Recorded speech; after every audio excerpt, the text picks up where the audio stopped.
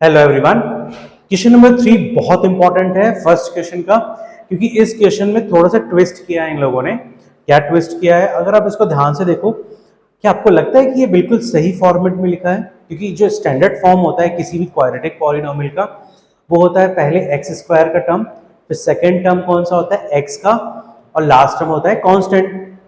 और हम लोग स्प्लिट स्प्लिट किसको करते हैं? मिडिल टर्म, जो कि होता है एक्स वाला टर्म, है ना।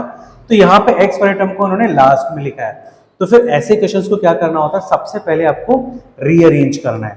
तो रीअरेंज कैसे करेंगे? We will write first 6x square, है ना। इसको हम वापस से रीअरेंज कैसे लिखेंगे? 6x square minus 7x and minus 3, right. अब you can see that first वाला हमारा आ गया एक्स स्क्वायर का टर्म, सेकंड वाला आ गया x and then constant value. Now अब इसको हम स्टार्ट करेंगे। px पॉलिनोमियल ऑफ x क्या गिवन है?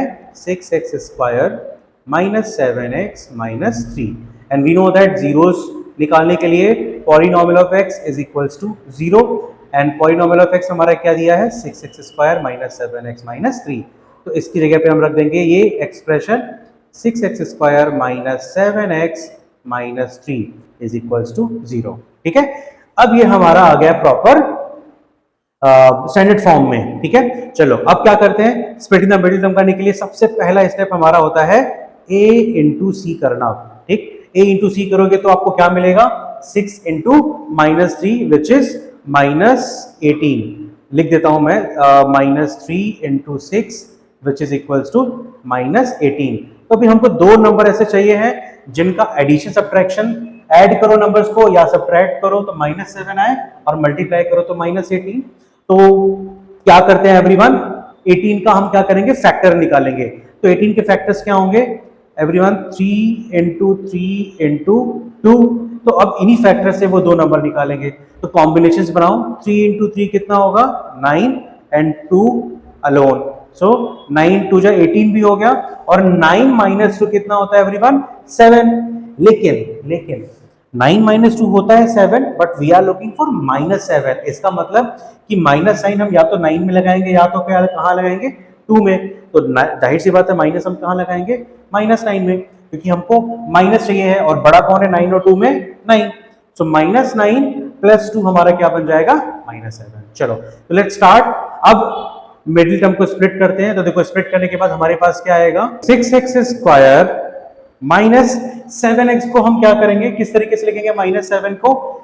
Minus 9 and 2, so minus 9x plus 2x and then minus 3 is equals to 0। चलो अब दो दो टर्म्स को हम क्या करेंगे? कॉमन लेंगे।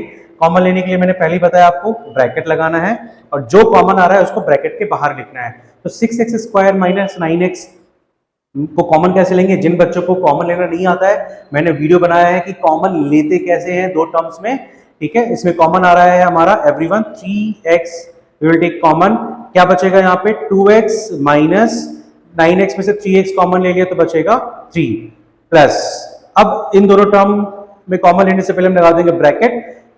कोई भी नंबर कॉमन आ रहा है क्या? तो वेरिएबल नहीं, then in that case we will write 1।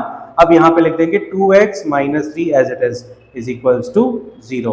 तो गाइज मैंने आप लोगों को बताया था कि ब्रैकेट के अंदर अगर सेम है एक्सप्रेशन, दैट मीन्स कि ये कंसेप्ट और ये जो आप मेथड करते आ रहे हो बिल्कुल सही है। ठीक है, तो अब जो ब्रैकेट में सेम है उन ब्रैकेट को कॉमन ले लो। 2x माइनस 3, और बचेगा क्या हमारे पास? 3x plus 1 equals to 0।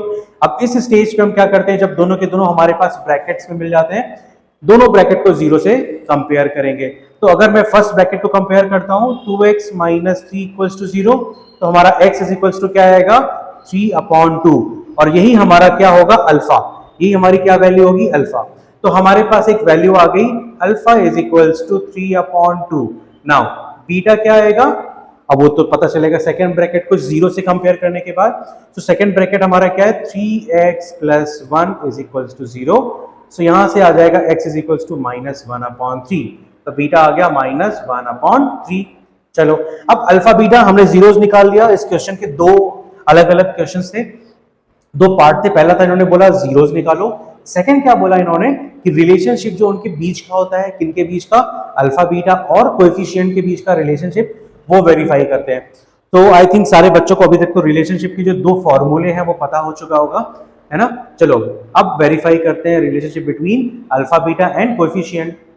We know that relation क्या होता है, alpha plus beta is equals to minus B upon A and alpha into beta is equals to C upon A, ठीक है। And we know that coefficient क्या होगा इसका coefficients A is 6, B is nothing -7 and C is -3, ठीक है। अब alpha beta की value हमको पता ही है, बी की वैल्यू पता है, ए की वैल्यू पता है। Let's verify first expression. So alpha plus beta is equals to minus B upon A, alpha is 3 upon 2, beta is minus 1 upon 3 is equals to minus b हमारा क्या है -7 upon a is 6। नाउ दोनों को solve किया LCM लेकर के, 3 2 6, cross multiply किया, 9 minus 2 is equals to 7 upon 6, 9 minus 2 which is ये माइनस नहीं है प्लस है, 9 minus 2 which is 7 upon 6 is equals to 7 upon 6। So LHS is equals to RHS। Alright, चलो सेकेंड वेरीफाई करते हैं everyone. Alpha into beta is equals to C by A. Alpha हमारा है 3 upon 2 into beta is -1 upon 3 is equals to constant value is -3 upon A is 6। So multiply करोगे 3 into -1 is -3 upon 3 2 6 is equals to -3 upon 6, LHS is equals to RHS। So guys देखा second भी हमारा verify हो गया। तो इस type के questions में हमेशा याद रखना, कई बार बच्चे स्प्लिटिंग द मिडिल टर्म लगा के अल्फा बीटा तो निकाल लेते हैं but they forget to verify. तो वेरीफाई करना बहुत आसान होता है, करना कुछ नहीं होता है। सबसे पहले आपको बस एक्सप्रेशन लिखना है और LHS और RHS को एक साथ सॉल्व करते जाओ। तीसरे स्टेप में आपको LHS is equals to RHS proof कर देना है।